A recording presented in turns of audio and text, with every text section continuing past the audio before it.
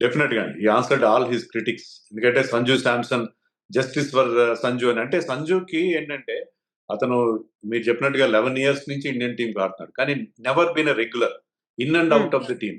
ఈ రోజు ఉంటాడు, రేపు ఉంటాడు టీంలో. సో అతను ఎప్పుడు కూడా ఈ never cemented his place in the team.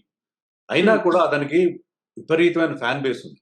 అతనికి ఒక రెగ్యులర్ గా ఇండియన్ టీంలో లేకుండా అంత ఫ్యాన్ బేస్ ఉండే క్రికెటర్ ఎవ్వరు కూడా మనకు కనబడరు.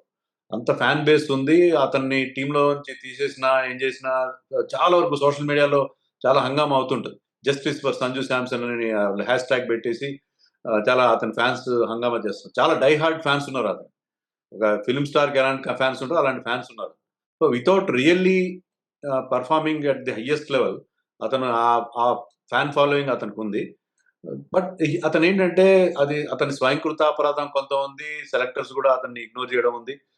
ఇది combination of so many factors.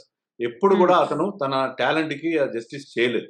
కానీ నిన్న అతని రియల్ సంజు శాంసన్, ఎందుకు సంజు శాంసన్ గురించి మనం అంత ఎక్కువగా అంత we speak so highly about him అనేది నిన్న అర్థమైంది. ఈవెన్ నిన్న ప్రెస్ మీట్‌కి గౌతమ్ గంభీర్ స్వయంగా వచ్చాడు. సాధారణంగా ఆయన రాడు.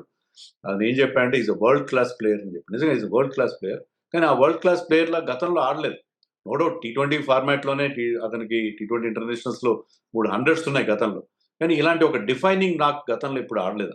పర్టిక్యులర్‌లీ ఒక వర్చువల్ నాకౌట్ మ్యాచ్‌లో గెలిస్తే మనం సెమీస్‌కెళ్తాం, లేకపోతే ఇంటికెళ్ళిపోతాం. అలాంటి మ్యాచ్‌లో ఆ ప్రెషర్‌నంతా సోక్ చేసుకొని అతను ఆడిన ఒక ఇన్నింగ్స్ నిజంగా అతను నిన్న అతను ఏం చెప్పాడంటే this is the best day in my life అని చెప్పాడు. ఖచ్చితంగా.